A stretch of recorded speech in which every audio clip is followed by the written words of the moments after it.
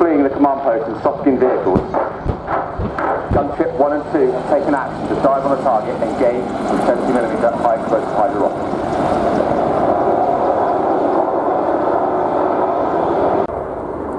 Reaction rocket, actually gun 10 round burst, valid range, firing.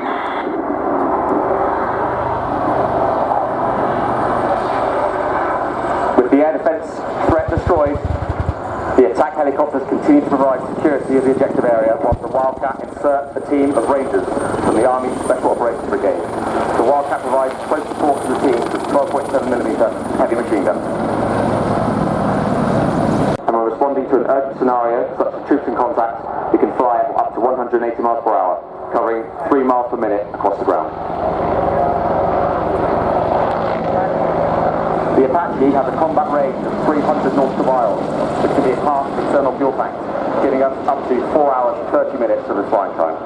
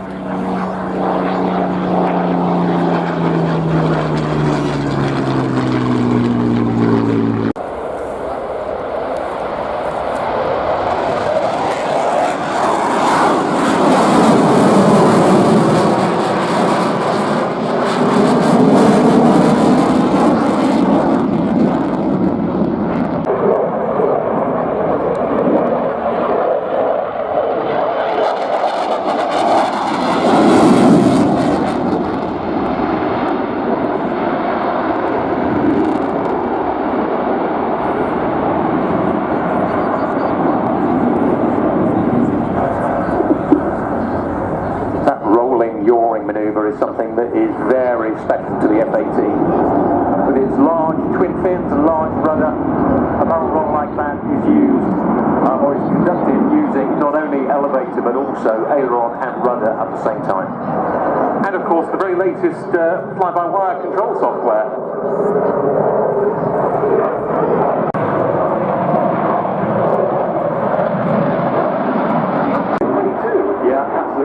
Relying quite a bit on the rudders there, but as you say, fully under control with that advanced fly-by-wire system.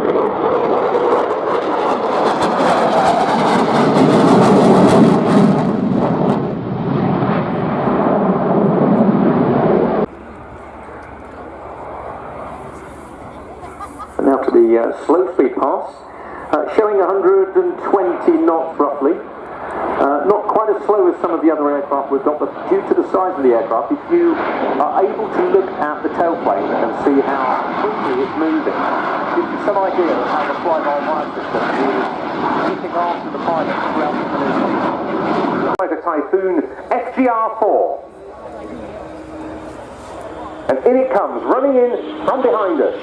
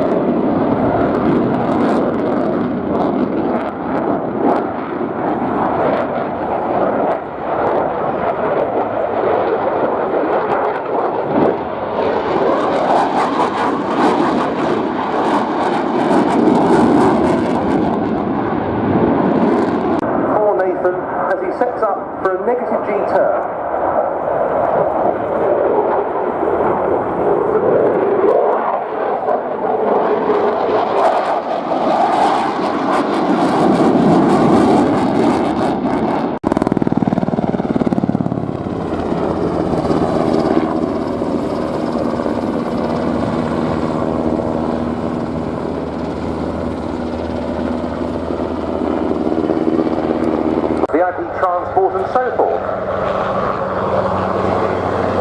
UH-1D Iroquois, the famous Huey, of which we've got an example in civilian ownership in the static park. Its main roles are troop transport and search and rescue. It can also, if it's suitably equipped, undertake certain maritime missions and provide protection for German army convoys.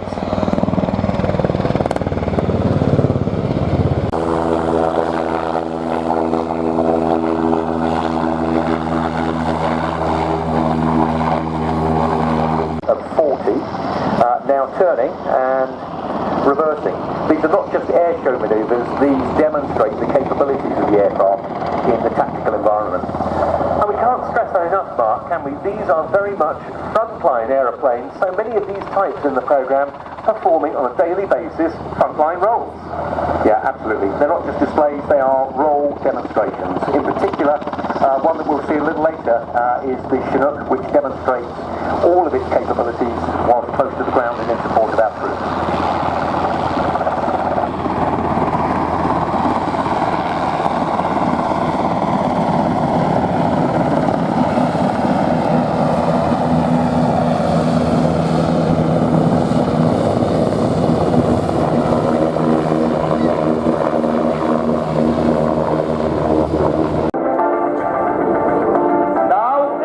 Horizontal turn and through test of pilot stamina and airframe strength.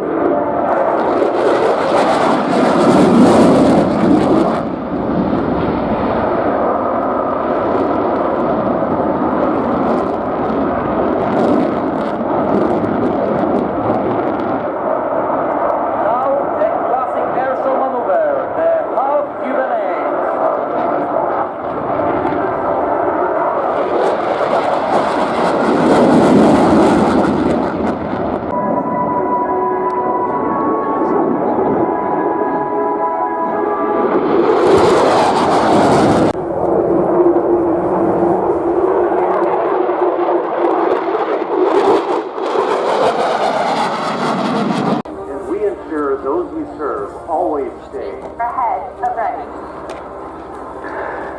Straight on with our next display and getting airborne, the Pilatus PC9M of the Slovenian Air Force.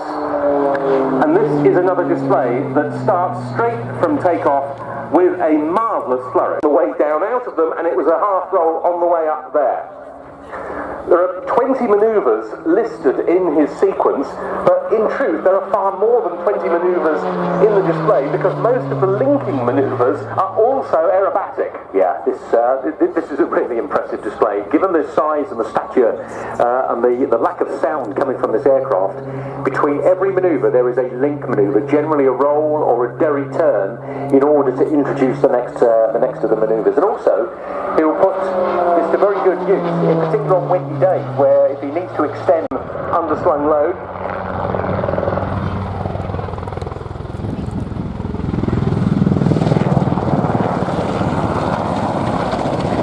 and it had its combat baptism with the US Army as far back as the American invasion of Grenada in 1983. They were used in the invasion of Panama, Operation Just Cause in 1980, ground phase of 91's Operation Desert Storm.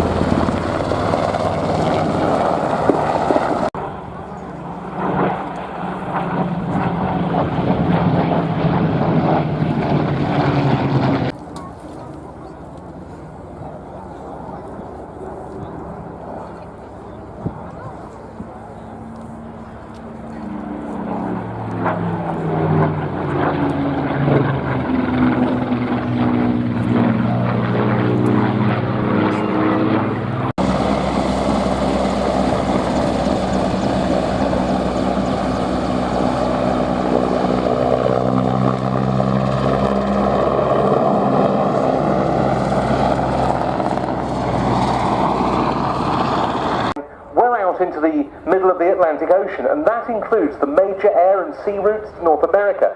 So it's got to be very well equipped, and with the Merlin, it certainly is. It brought many new capabilities for the Portuguese Air Force. It's the first helicopter type it's operated to have a so-called glass cockpit with digital as opposed to analog displays.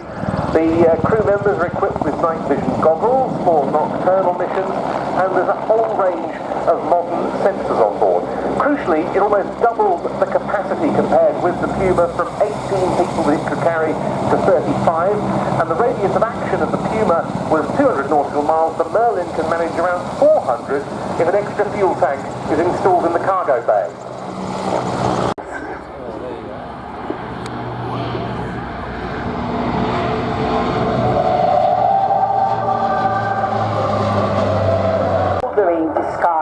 Able to reach nearly 375 miles per hour and cover well over 3,600 miles non-stop.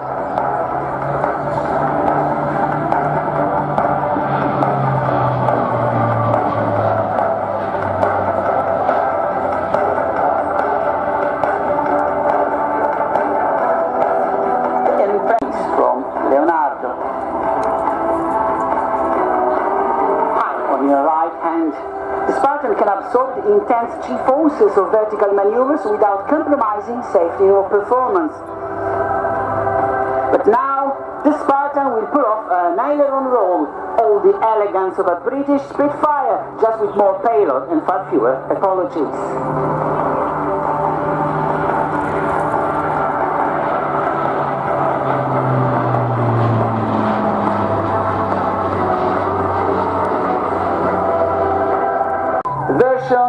Is designed to complement specialized assets like the Canadair, enhancing flexibility in wildfire response operations. Clover Cuban.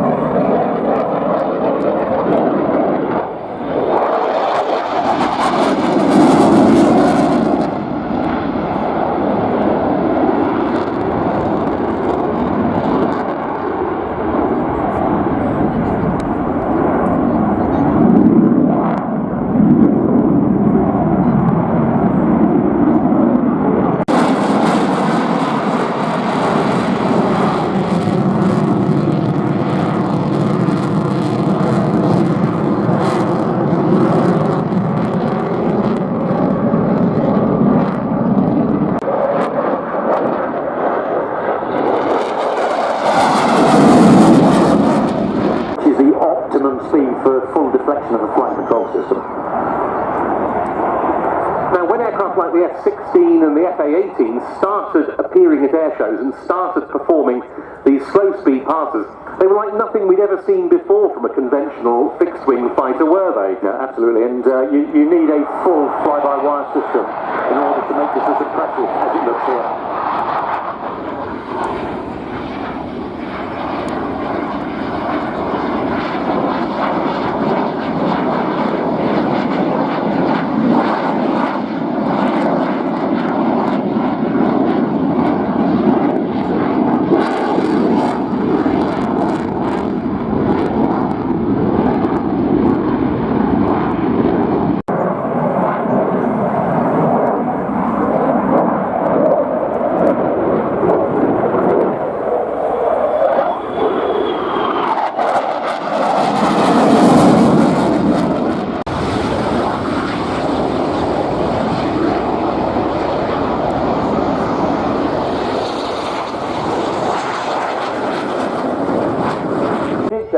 But please put your hands together for the 2025 Royal Air Force Aerobatic Team. It's the Red Arrows!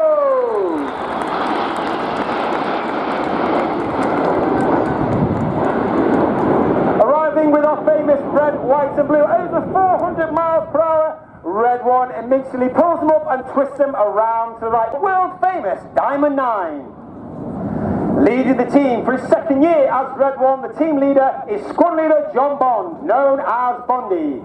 He's been in the Red Arrows for 7 years, his second year as the team leader. He's a former Typhoon pilot, former qualified flying instructor on the Tucano, as well as flying the Tucano display in 2012. Ladies and gentlemen, boys and girls, once again, our Diamond 9 from the right, it's the Red Arrows.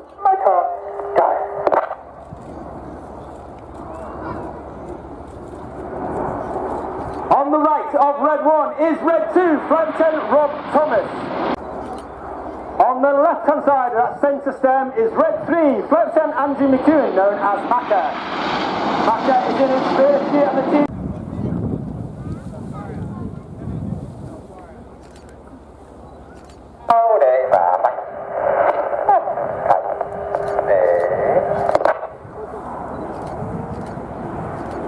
All the pilots must have at least 1,000 to 1,500 faster hours. Be assessed as a good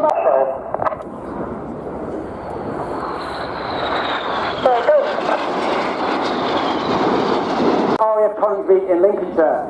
Each aircraft now inverted 60 degrees nose down, coming back to the display line as they complete the manoeuvre called the boomerang.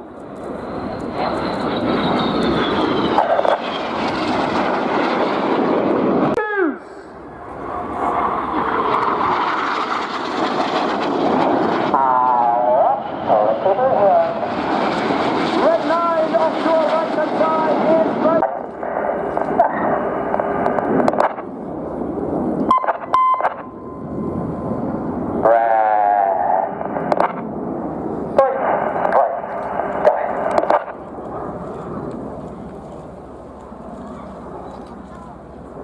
On the right, 7 and 8 for one of our new manoeuvres for 2025. 6 and 9 roll inverted in the chainsaw.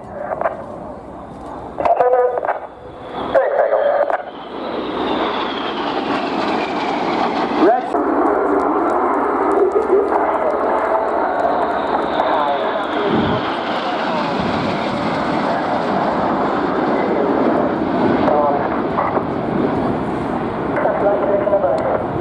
It takes the whole.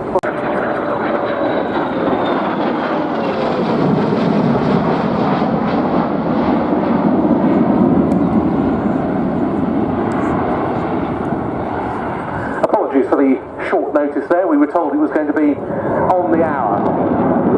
The aircraft coming from number 207 Squadron at RAF Mara. And that's the operational conversion unit.